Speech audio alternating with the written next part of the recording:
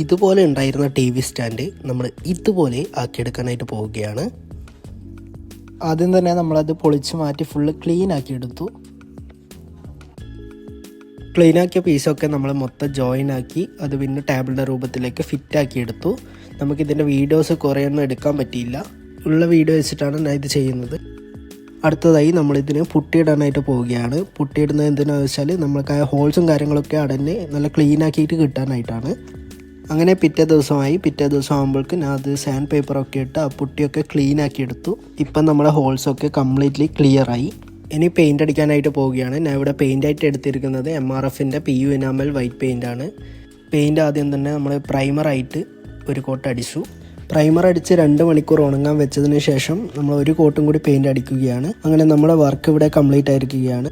Video ഇഷ്ടപ്പെട്ടാൽ നമ്മളെ ചാനലൊന്ന് സബ്സ്ക്രൈബ് ചെയ്യാനും അതുപോലെ തന്നെ ലൈക്ക് ചെയ്യാനും മറക്കണ്ട. ഇതുപോലത്തെ ഇനിയും വീഡിയോസ് വരുന്നതായിരിക്കും. അപ്പോൾ അടുത്ത വീഡിയോ വരുന്നതായിരിക്കും. ബൈ.